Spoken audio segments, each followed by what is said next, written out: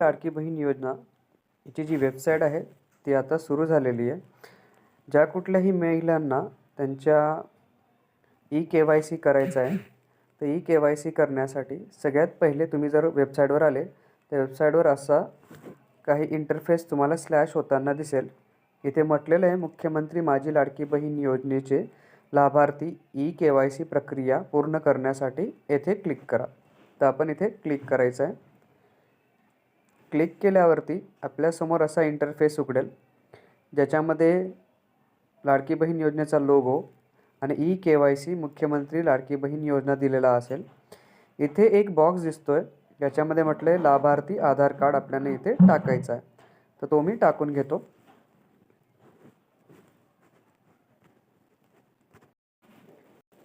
आधार card number टाकून झाल्यावरती आपल्याला इथे एक कॅप्चा कोड दिलेला आहे. तो कॅप्चा कोड टाकण्यासाठी बॉक्स आहे. कॅप्चा कोड नीट टाकायचा 863829.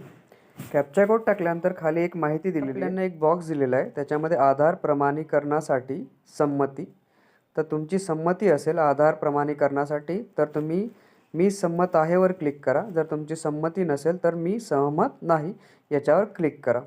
तर आपण के-वाय-सी करतोय म्हणून तुम्हाला त्यांना OTPसाठी सहमती द्यावी लागेल, तरच तुमची के-वाय-सी होईल, नाही तर के-वाय-सी होणार नाही.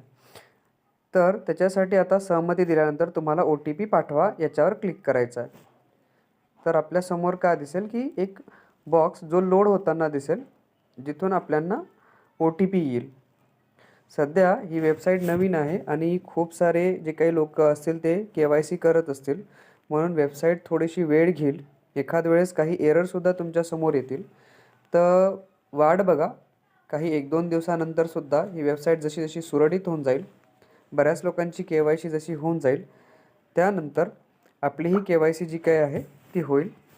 पण जर हे सुरळीत चालत असेल तर तुमच्यासमोर एक OTP येईल. तो OTP काय करायचा आहे आपल्याला, तो भरायचा आहे. तर तुम्ही जो काही आधार नंबर तुमचा असेल आणि त्या आधार नंबरवरती जो कोणता तुम्ही मोबाईल नंबर दिला असेल, त्या मोबाईल नंबरवरती तुम्हाला OTP येईल.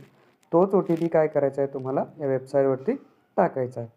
तर घाबरू नका, थोडासा वेळसुद्धा घेऊ शकते वेबसाईट, कारण लोड होत राहते, त्याच्यामुळे हे होऊ शकतं.